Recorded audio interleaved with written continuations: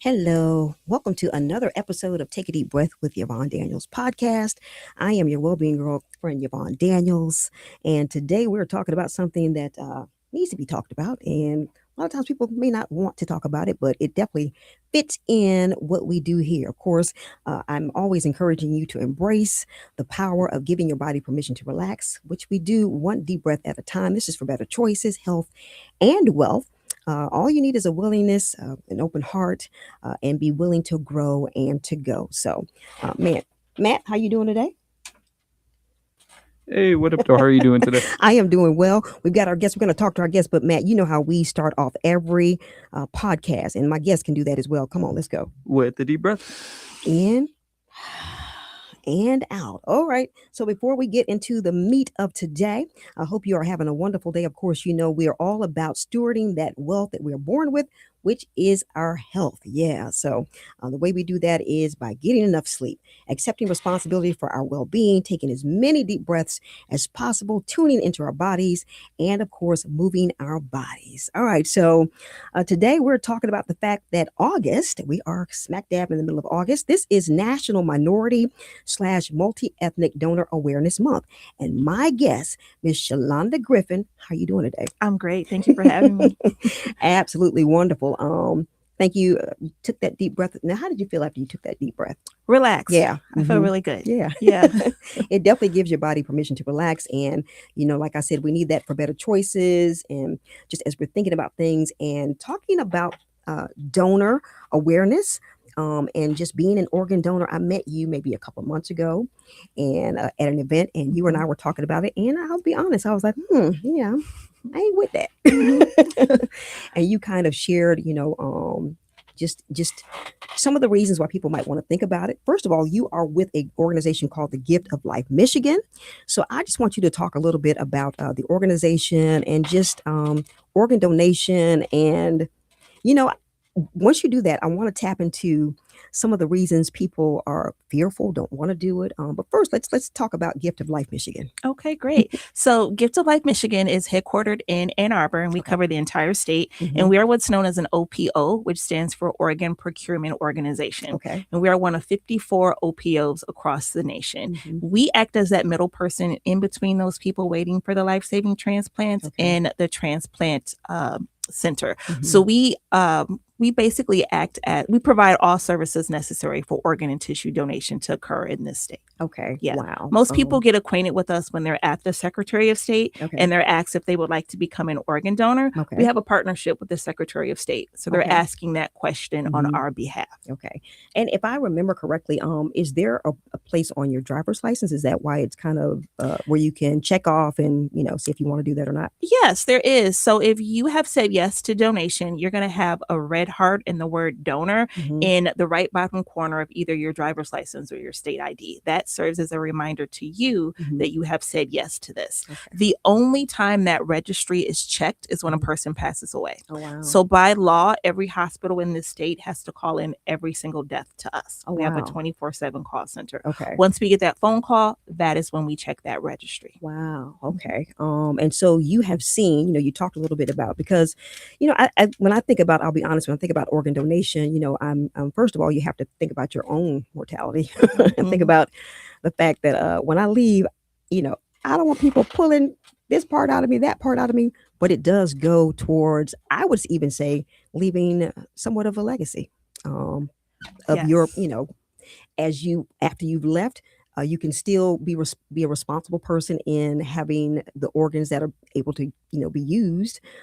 Someone, it can save their life, help them live a better life. Right. Yeah. So here in the state of Michigan, there are over 2,500 people who are waiting for life-saving transplants. Wow. Nationwide, it's more than 100,000 people. And here is I don't want to say a fun fact, so I'll say just a fact. Yeah. Every 8 minutes in this country, a new name is added to that waiting list. Wow. So there are hundreds of people being added every single day, which is really heartbreaking when you stop and think about it. And like you said, you do have the power to leave a legacy. You could be an actual life-saving hero by saying yes to donation. One day we're all gonna leave this earth. I know it's not a fun thought, but it's true. Yeah. People much smarter than me have tried to run from death, but it catches up to us every time. And by saying yes to donation, we can help someone spend more time with their family. We can help them have their health restored. We can help a parent spend more time with their children. Best friends can make more memories together. We really can have the power to basically take on a second family by saying yes to donation. And kind of going back a little bit, because what we talk about so much here is taking responsibility for your person, for your body while you're on this earth. I've been in a couple of situations where I've given blood, and because of how I really try and take care of myself, the process is always just really easy, and now the blood donation centers, they make it to where you can actually know where your blood is going.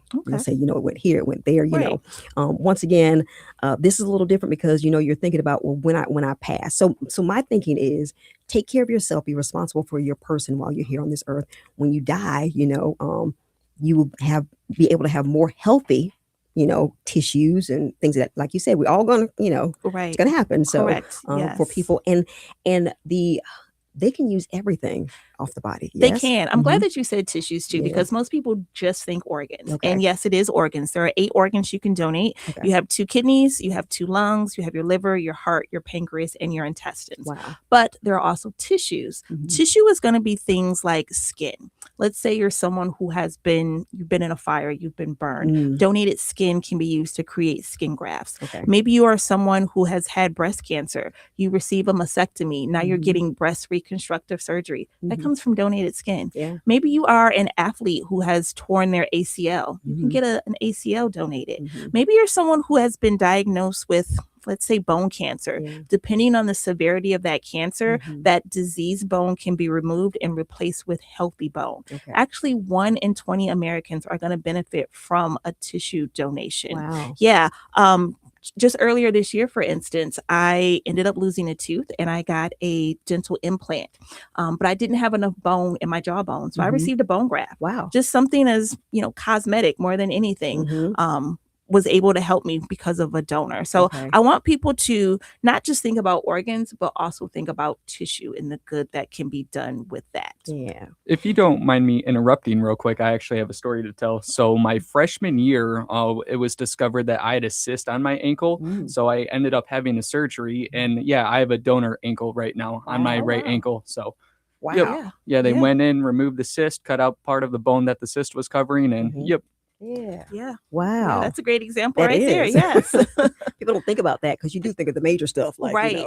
somebody needs a new heart, Yeah. So tissue is not necessarily going to save your life like an organ transplant, but it's going to definitely improve it. It's going to help you with your mobility. It's going to help you with your pain management. It's just going to make life a lot more better for you. Yeah. So, we talk about all of the good things, from tissue to organs, but what is the rate at which, and maybe that may not be the best phrase to put it, are there more people that are organ donors than are not? Here in Michigan, about 58% of people are registered donors. Okay. So we are making progress, but we still have a long ways to go. Okay.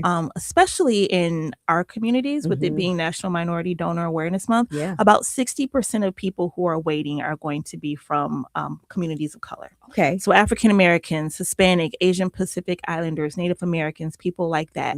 You can receive a transplant from anyone. They don't need to be the same gender. They don't need to be the same race. But your very best match is going to be someone who shares your same ethnicity. Right. So the more diverse we can keep that registry, the more lives can be saved. So during this time, that's when we just give special attention to those communities and just try to bust a lot of those myths and a lot of those fears that can prevent people from joining the registry. Because I'll be honest, and it's not like it's a conversation that I have a lot, but those few times that I have, I'll be honest, and I've been thrown in there too. I'm like, yeah, I'm good. You can keep me all together and just put me in the ground, and and I think it is because of maybe some of the stories, that we've heard.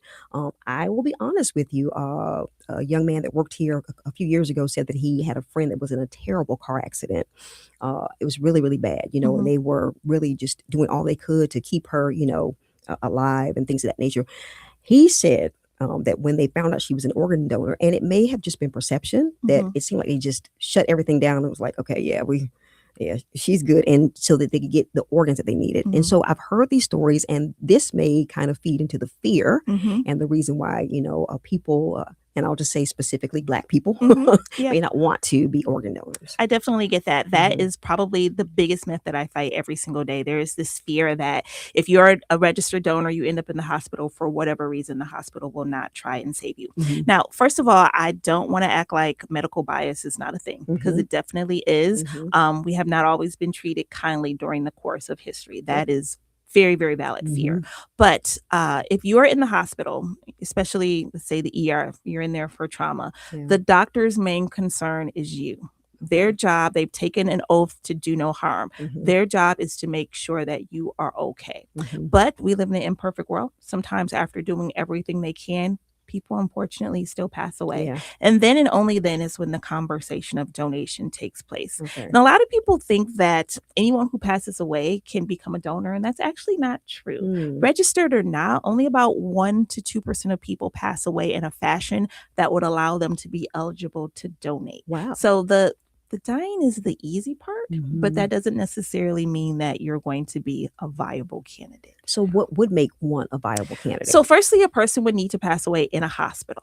So those people who pass away at the scene of an accident, in hospice care, nursing home, their own home, yes, they can donate tissue. No, they cannot donate organs. And you also need to pass away on a ventilator. That ventilator is going to make sure that oxygenated blood keeps flowing throughout your body to keep those organs alive.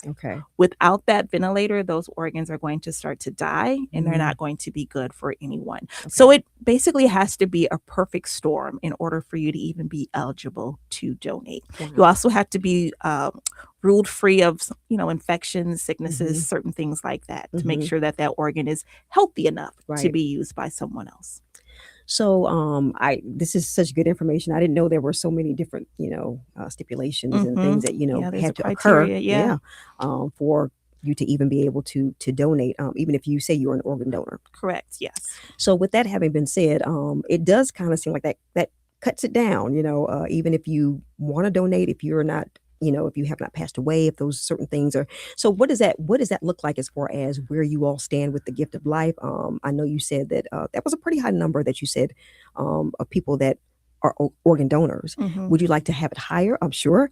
And what are some of the things that can be said, that can be done to let people know, okay, it really is safe. You're okay. It's okay to be an organ donor. Right. Would I like to see more than 58% of the state registered? Definitely. But realistically, I also understand that the registry is not going to be for everyone. So my main thing is I want people to become educated about donation. I want them to be educated to the point where if they hear, a friend or a family member say something that's not true, they can politely correct them. It is those myths that stop people from joining the registry. Full disclosure, up until my husband got sick, I was not a registered donor because my grandma told me if I ended up in the hospital for whatever reason that they wouldn't save my life. And I'm like, well, grandma's never steered me wrong. Why would I listen? Why would I not listen to her now? But the more I learned about donation, I realized, one, that's not true. And two, I just realized the good that could be done from that. And like I said, one day my time on this earth is going to come to an end. And if I can help someone else, what's the harm in that? I've also thought to myself, if I, God forbid, ever got sick, I would hope someone would be willing to help me as well. So that's also a good way to think about it. I think a lot of us have maybe friends or family members who are on dialysis, for instance. They are tethered to a machine. That machine is literally keeping them alive. We have the ability to free someone from that machine by saying yes to donation. So just really something to think about. I would encourage people to not get their information from places like Facebook or Grey's Anatomy or a lot of the places that people tell me. I'm like, that makes great TV, but that's not really how it works in the real world. So just making sure that you're getting your information from reputable sources. And speaking of reputable sources, we've got Gift of Life Michigan. If someone now, what resources, what information do you all give about? I'm sure that you educate people on organ donation and things of that nature. Right. So, of course, you can always go to our website, Yep. golm.org. You can see all the things we're doing across the state. And of Mhm. course, we're going to provide information, bust a lot of myths. Mhm. One of the big things that I do in my job is I go out to schools. I go Okay. out to high schools and junior highs Okay. because these students are going to be eligible for their driver's license Mhm. pretty soon, right? Mhm. And they're going to be asked if they would like to become a donor. Well, we don't want the first time they hear about organ donation to be when they're Right. standing in front of a clerk Right. at the Mhm. registry. Mhm. So I go into classrooms, I talk to students about donation. Mhm. We learn, what does donation mean, Mhm. what organs and tissues can be donated, what the Yeah. donation process looks like. We Right. talk about what saying yes to donation means as well. The Mhm. coolest thing is I bring actual human organs and tissues with me. Wow. So students can see a liver, a heart, a Yeah. kidney up close and Mhm. personal. I Right. think it makes it a lot more real for them. Yes. And I also just allow them to ask any questions that they want. Like, Okay. tell me about that video you were watching on TikTok. You got a Right. question about that? Right. And we do our very best to answer those Mhm. questions. Sometimes I will have someone who is either a recipient or Mhm. maybe they're part of a donor family come along Mhm. with me Okay. and share their experience Yeah. as well. Yeah. Plus, we're always just out in the community. Just last week, like Yep. I saw you at Mhm. Party on McCarty, Yeah. where they're providing information Okay. tables, just taking questions from Right. people. Well, this has been an eye opener. And I tell you what, it's, knowledge is power. Yes. You need to know it definitely helps you to make better decisions. Mhm. And so, folks, give that website one more time for Gift of Life Michigan. It is golm.org. Okay. And of course, I know this has been heavy, but something that needed to be talked about. So I thank you so much for joining me for another episode of Take a Deep Breath with Yvonne Daniels. And I think we definitely need to end it the way we always end it, Matt. Yes? And With yes, the deep breath. let's go. All right. So you can go back and listen to this. You can share it with someone that you may think needs to hear this information. Thank you for joining us. You can like, subscribe, share. Also join us at deepbreathandtastebuds.blogspot.com. And I will see you in the next episode. Thanks, Shalonda. Thank you. Good stuff.